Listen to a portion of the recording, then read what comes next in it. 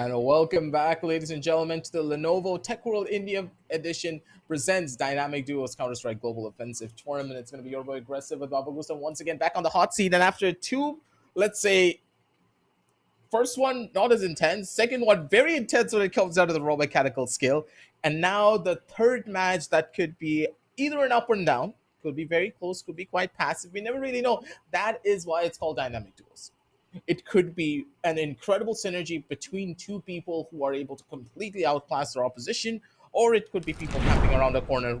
We never really know. That is what CSGO does to you. You'll find a plethora of different players, plethora of different play styles, and hopefully Team Carnage going up against Team Find Out will be a difference maker compared to the other two matches. Hopefully a little bit more of a close affair, or maybe it could be another whitewash. You never really know. Well, we had both our matches ended up on 9091 on both Cobblestone and Short Dust. Now we just have to wait and watch, see whether if we might go in for the newer maps or we could see the same map once again. Because usually when you see maps like Wingman, you'd usually go with the maps that you'd recognize a lot, maybe, once you understand exactly how much of good map awareness you have on one specific maps, it could definitely help. And once again, we're going to see Cobblestone being picked up, and Lake, I'm pretty sure we're not going to see that map ever again. I mean, it's been banned already from the first itself. Carnage and Yeah. Team Carnage banning out Boyard and Chalice will be banned. We haven't seen Boyard and Chalice a lot. I mean, usually we'd see Short Dust and I actually Cobblestones, like but Boyard. for the third match itself, we will see Cobblestone, and we're definitely not wasting any time at all, folks. We will see Carnage on the T side. Round one is a go, starting off with a pistol. Let's see who will take charge. Pretty much the standard take. Smoke's a little bit haywire, but maybe mechanical skill is gonna be good. Bro gets taken. Okay, good shots from either side, and Carnage they're able to hold a jump up from the top, but did he try to take off the silencer by accident? It was a misclick, that is for sure. That has to be Carnage is gonna be able to punish it. Yeah, that is definitely not a good way to start things out, especially from the CT side.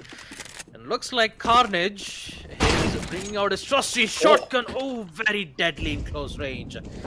The Nova shotgun is very deadly on that particular range up, especially towards 1 to 5 meter range, I believe. It is very deadly. Even if you have like a Kevlar armor or not, even if you do have a helmet, it is still one shot headshot potential damage, almost similar to a scout and a knob. The only difference is the damage drop off.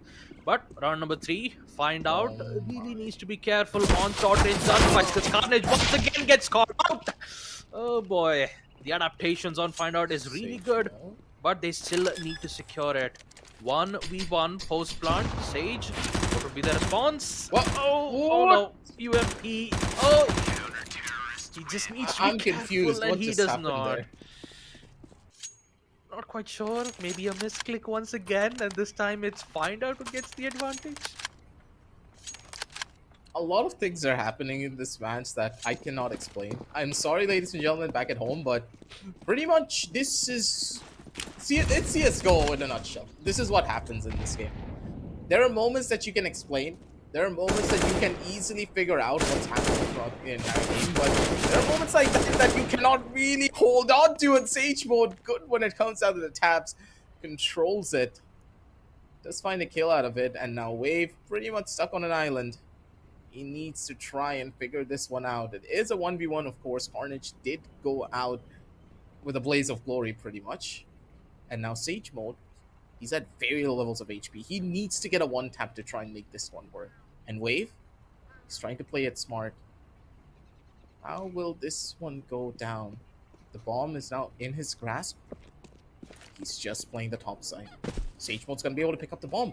He had the timing for it. Now he's able to go in for the plant and a proper post plant as well. There you go. At least on the bright side, Sage mode will at least confirm post plant. And Wave just requires one shot to the body or maybe to the leg, but he dodges it at the right time. Has info, and he will secure that kill. No problems, no worries, no rush. And Wave, once again, still Molotov in hand, but he's going to defuse it nonetheless. So, out of 2 matches that we've had, ending things off on 9-1 on Cobblestone, 9-0 on Short Dust. Now, on match number 3, Cobblestone, we are seeing an equalizer aggressive, 2-2. Moment closer already from both of these teams. Mistakes being made from each side and punishments being dished out as well on a regular basis. But now, hopefully, the buys are a lot more better. We do see double scouts coming out into play. Bro has this much more stronger weaponry. Does find a shot, and goddamn, Sage Mode. He's been going nuclear when it comes down to his kills. Good shots coming out from him. He already spotted out the player, but the tunnel vision is a little bit too big. He wants to go for the shot. He does for that body tag, but not the head, and it's going to be Wave to go in for the punishment. 3-2, and find out they're keeping things competitive here. Another round for them. A pretty smart play from the members of Carnage as well. Yeah, for Find Out, blocking that line of sight was very important. With the help of they covered up the entire of B shot, but here comes the XM shotgun, the semi-auto. Carnage loves bringing those kinds of new weaponry, and I'm pretty sure that Find Out has to be careful on short-range gunfights, because shotguns dominate short-range gunfights unless and until if you're very precise at aiming headshots. And for CTs, if they lose the round, they only have M4 in hand, so they really have to figure out 8 different ways to secure it. Once again, we will see Bra going in for a safe by this time. No weapons, Sage Mode, headshot to remove the players off from the fountain. Oh no, Carnage, they're going in for the knife. Oh, shanked from behind, and Carnage will make good use of that chaos. It's just quick and simple. When it comes down to the teams, they already know what to do. They know the map, and they're using it to the best of their own capabilities. Pretty much a complete another wraparound from each sideline. Now, once more, the members of Carnage, they're just trying to go in for a rush. Spotted on one of the players. Maybe the shot is going to be good. Sage Mode, couple of tabs. Does get the tag, though. And that P90, it needs to be cycled to the other play. He does not have enough to make this one work. I mean, it's good at Sage Mode with the flick. Nice shot. And now right-hand sided flick as well. Those are not easy to hit. It's Carnage. They're looking to close things out as fast as they possibly can. But bruh, he has something different planned. Good for the first kill, and now he's looking for the final. Yeah, Sage Mode has got to play this safe, because if he loses this, especially on post plant, this could be devastating from the CT side. Flash beautifully done with long lines of sight, but he doesn't want to give the kill just yet. Okay, I'm quite confused, but I'm pretty sure that Carnage will secure it. Or do they not? Oh no, he doesn't have a kid. That's unfortunate. Carnage will put themselves in the lead here, folks. 5-3. That would be the end of the first half. Finally, we're actually getting to see a lot of back and forth wins coming in from both the sides. Find Out, sure, they have to be careful on the shotgun plays that we are witnessing here from Carnage. Once we saw the Nova, second we saw the XM shotgun. So if they can predict exactly what kind of weapon he's going to use, I'm pretty sure at the end of the pistol round he's going to bring in the Nova. So either a flashbang or a grenade should help from the side of Find Out to help them in the run. But Carnage, oh no, he doesn't have any info. Oh boy, aggressive plays. 1 HP though. Gets one, quick frags, both of them on low HP. All it requires is one body shot. Frag grenade will miss it, and he will get the kill. My god, such close encounters and such aggressive play styles we're witnessing here from the T side. But Find Out, unfortunately, will lose the battle. A lot of interesting plays are happening throughout both of these teams, but hey, at the bare minimum, they're having fun, right? Going in for knife kills, going in for flash peeks. Like, they're just not trying to out-aim each other. And oh my god! Yeah, this is why you buy armor. You don't want to deal with stuff like that. That aim punch was insane coming in from the other side of it. And they're gonna be hurting for this. No scopes are good. Carnage, he's looking for the style kill. He's still not able to find it though.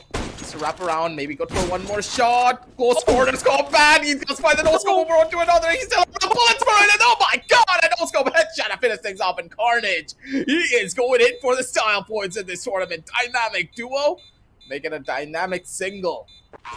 It's Carnage. He's single-handedly tearing through the entire server in his own fashion. First the flashbang, now this. Oh man. And that too, the first scout shot that you saw from Carnage was a collateral. Both of them were low on HP. All it required for him is to just get one more body shot. That's all it needs. Oh, now he's one Carnage, he is...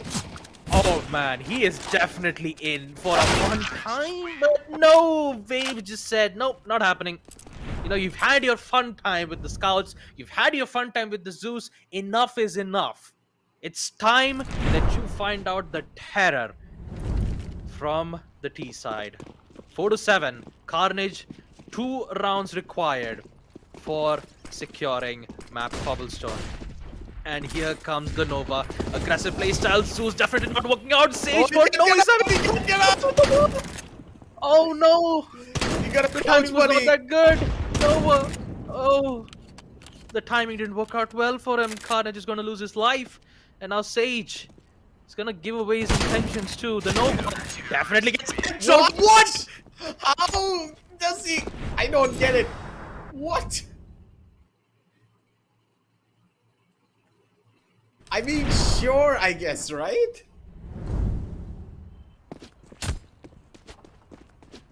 Yep. It's match point. That's the best part about Nova.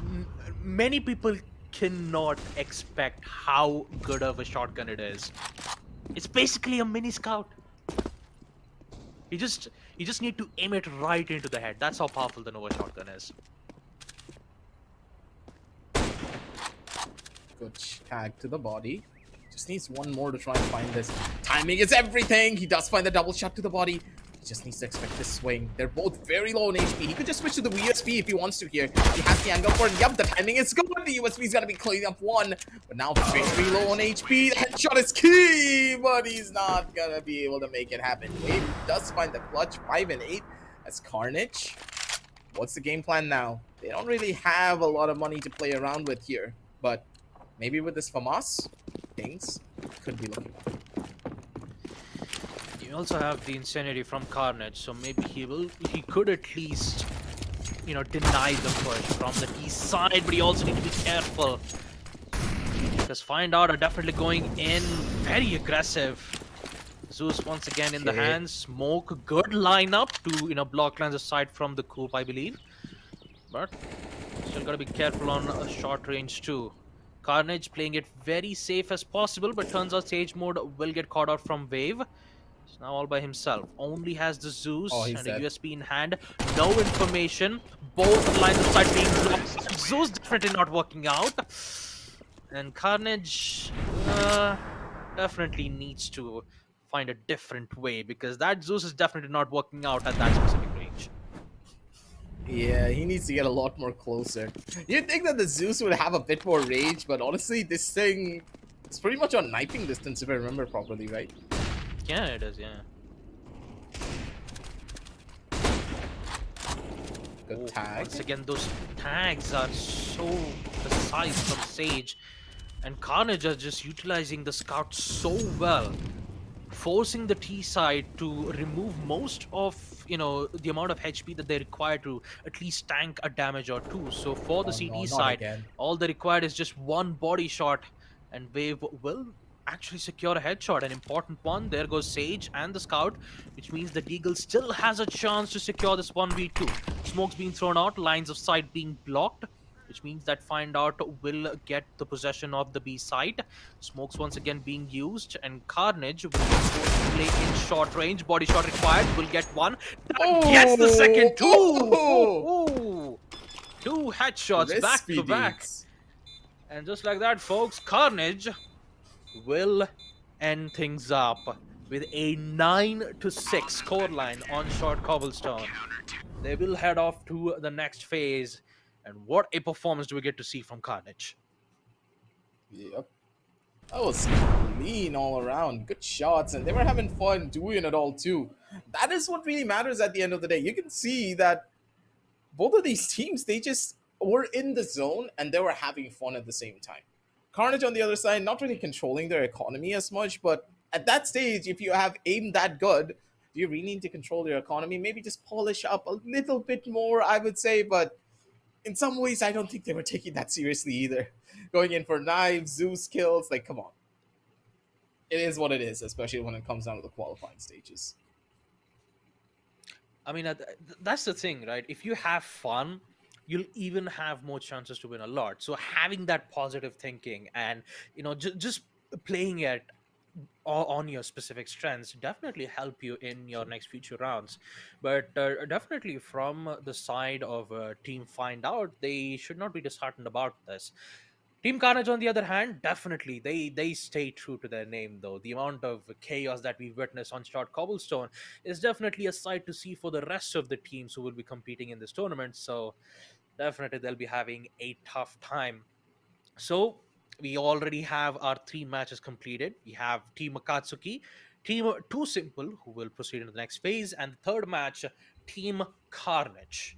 These three teams will proceed into the next phase, but we still have a lot of teams that are still available.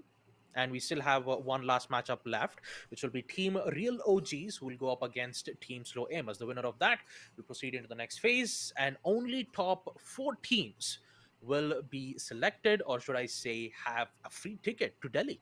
I mean, it's a LAN event. Mm-hmm.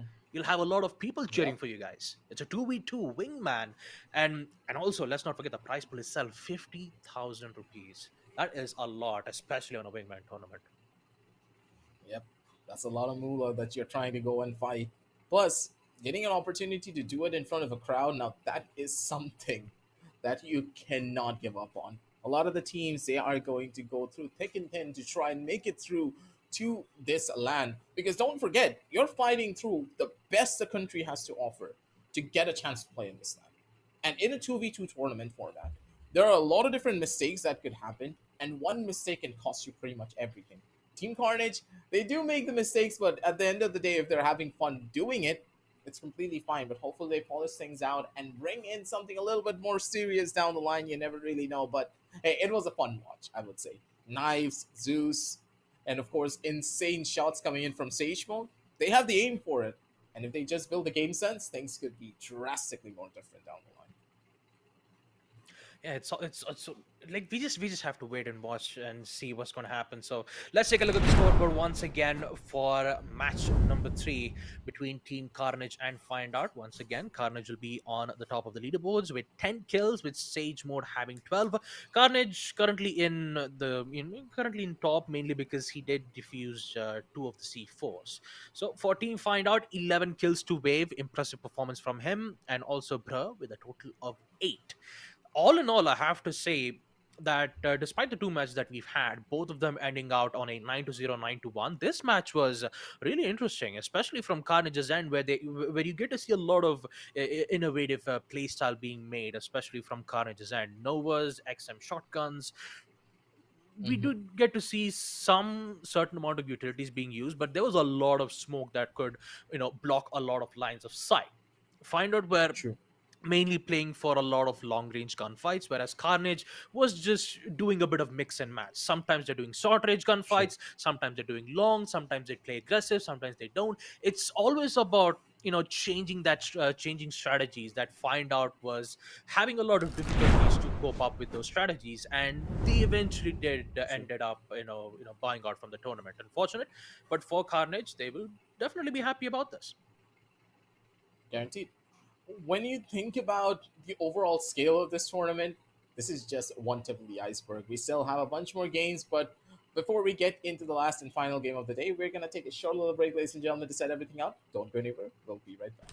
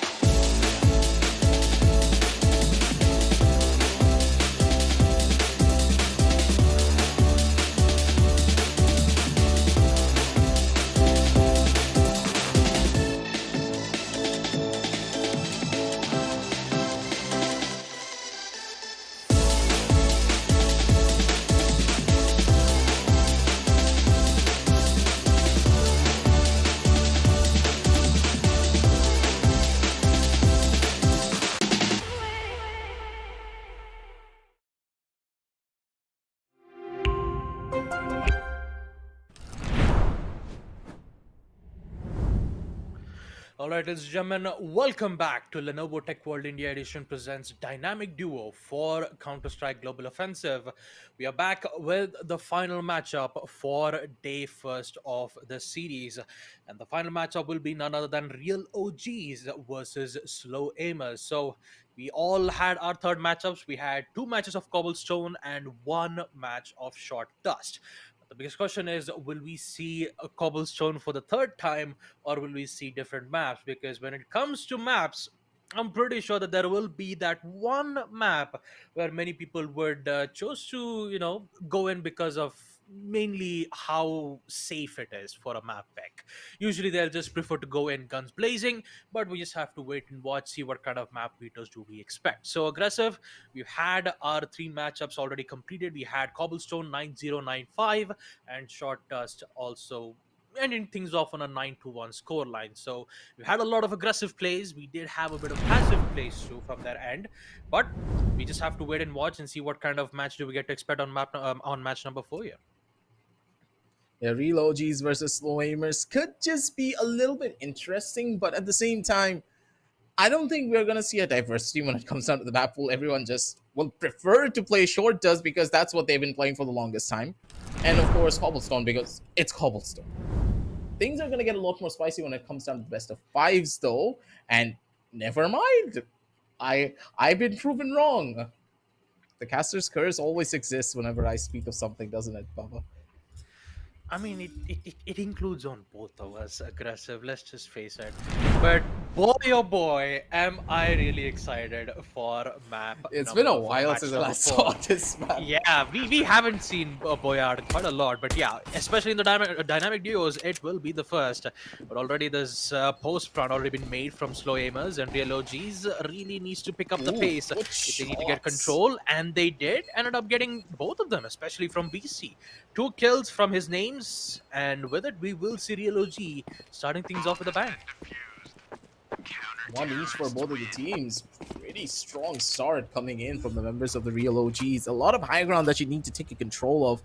And utility usage here is not as important, if I recall correctly, because smokes don't really block many lines of sight on this particular map. Your flash usage is a lot more important whenever you're trying to entry down over to a side. You have to worry about these high ground angles, and you know how important having the high ground is going to be.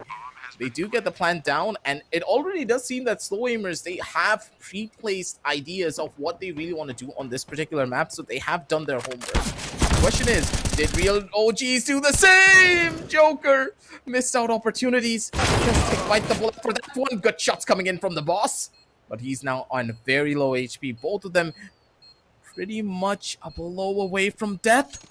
Everything is just about the timing. So much noise is being made, and boss, he has everything under control. Last second, that's not really happened. Beastie gets shut down, and the boss comes in with the clutch. Patience is key for the T side, especially on post plant. And I'm pretty sure for real OGs, they're just currently playing for post plant, but the time is exactly what will be the biggest challenge for them all. Once again, good smoke placements from slow aimers. They're utilizing good control from the site. And for real OGs, if they force themselves on a post plant once again, this could spell danger for them because it is their eco rounds. Only Deegs in hand. Nasty still has one smoke. He could use it to block certain lines of sight.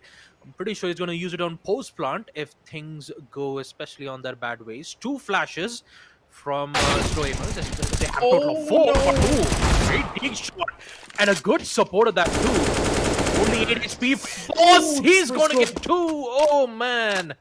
The spray control was it was too committing, man. It was just too risky to go in, but ending up securing that win is exactly what slow aimers needed because he was in just 8 HP. Boss was only at 8 HP. He did so much damage, and all it required was just a leg shot, in which, unfortunately for Nasty, couldn't get to secure. Oh, it's so clean though when you think about it, right? Positioning was nice, and the boss just so aware of his surrounding. Knows what to expect, knows what to try and fight for. One more eco round coming in from the side, and it's gonna be the Joker pushing in a little bit too far, gets caught out with his pants down, and Nasty comes in with the 5-7 to clean things up. You know how strong the 5-7 can be, Baba. This weapon is as deadly as a rifle if you can get into that close proximity. One headshot, and you're done for. Yeah, 5-7. Once you get the dink, it's very difficult for any of the players to go up against. They'll get their good economies too. 2 AKs in hand, good usage of. I mean, they will have good utilities too. Information will be given. Frag won't be used, but instead it will be smokes. Committed spray that will end up with a wall bang from Joker's end. And Beastie, he's all on his own. He still has good utilities. He's trying to use the smoke against the T side. He's afraid he's going to give his positioning away. So he's going to reposition to a very safe place as of now. Wait for the T side to run that bomb. Give information. But Boss is way too quick for that. I mean, it's better to just get a kill rather than proceed with the post run, right? Especially when the T side has more than a minute left. So they can just play this as patient as possible. Yep. Patience is key, and the members of slow aimers, their name is in it to win it. They know what to expect. Like, just look at them. They're taking their time, they're doing their engagements properly, and they're waiting for the members of real OGs to just walk into their crosshairs. That's what slow aiming is all about. You don't try to go in for flicks. You don't try to force engagements. You take your time and you let them make the mistakes. And real OGs, they're making a bit too many mistakes for their own good. They need to be careful of how many fights they're really trying to take. Good utility usage all around. They have the smoke. They can go in for the plant. Everything is clean, and the boss comes in strong with the spray control. But Beastie with the 5-7, how is he doing this every single time?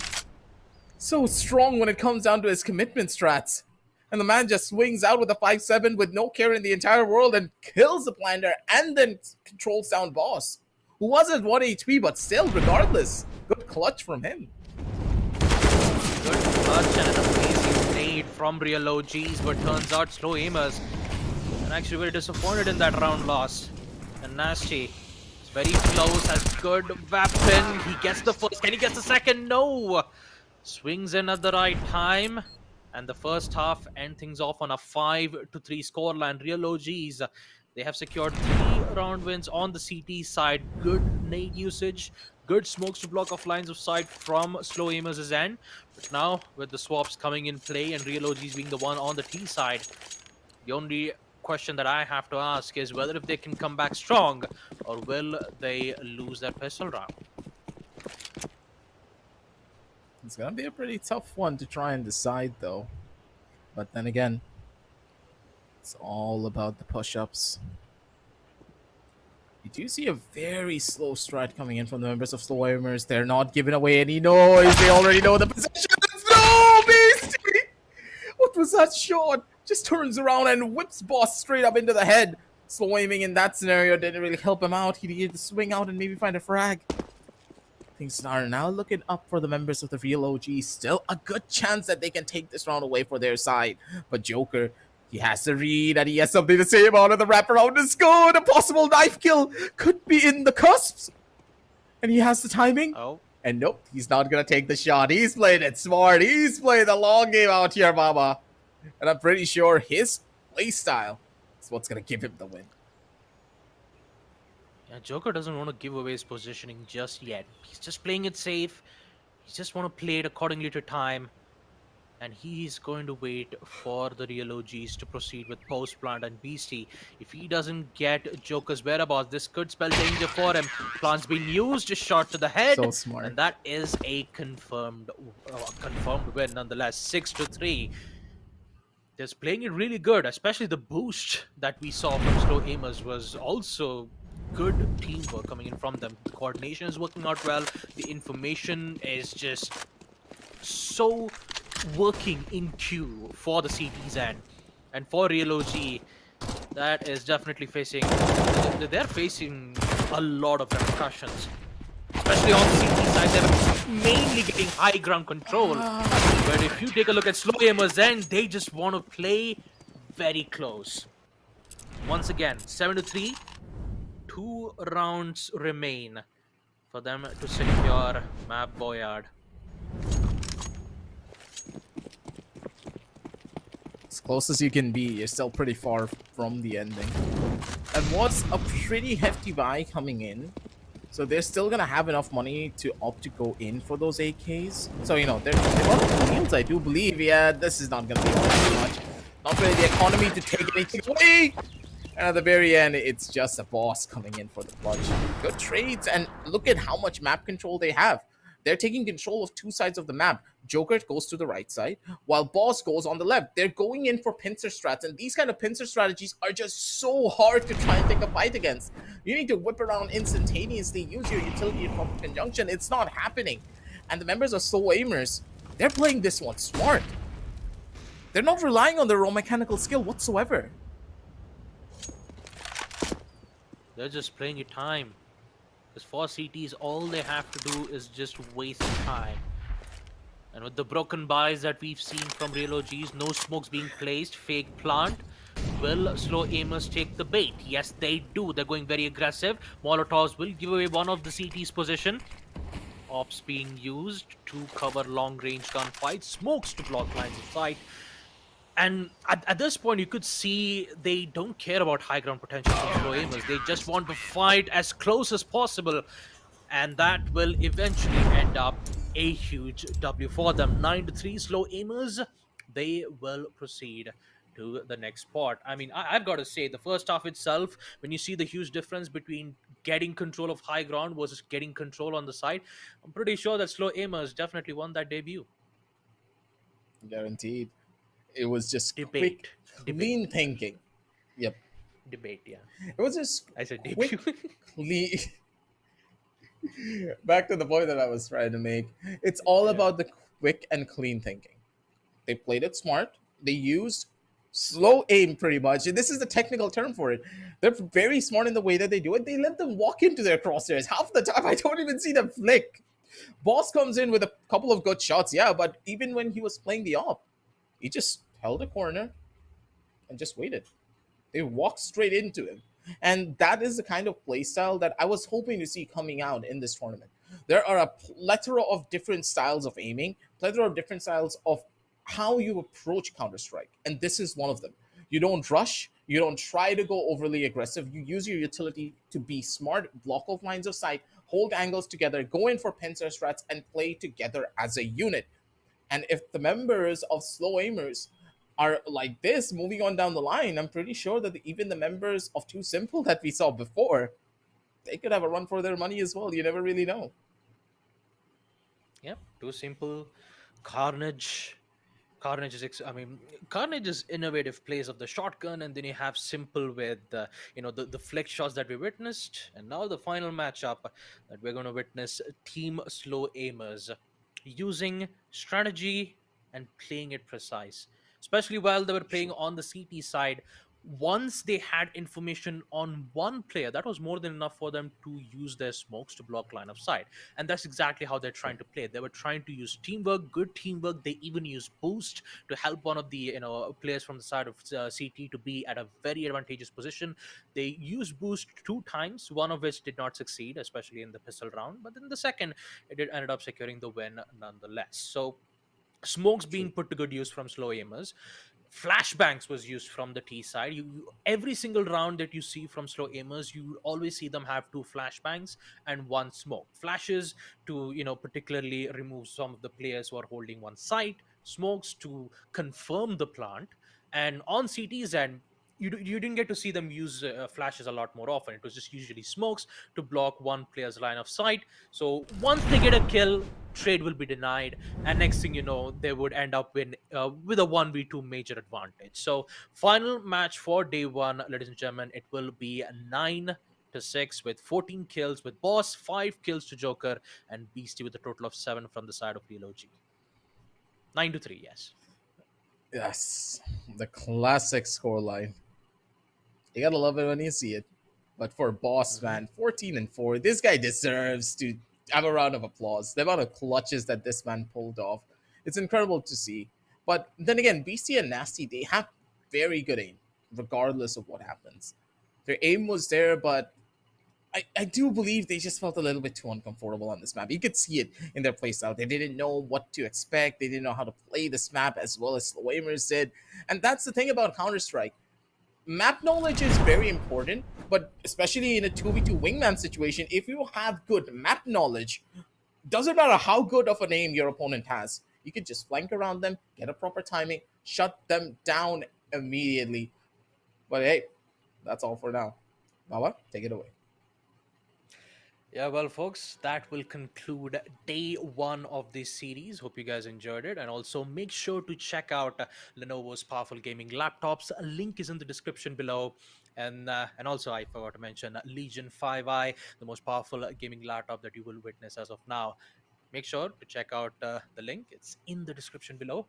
And tomorrow we will be back at the same time, 11:30 a.m. IST, which will be slightly in the morning. So we'll be back for day two for tomorrow. Until then, this is me, Baba Gusta, alongside Aggressive and our broadcaster, Assassin 47. And we will see you guys in tomorrow morning. Take care.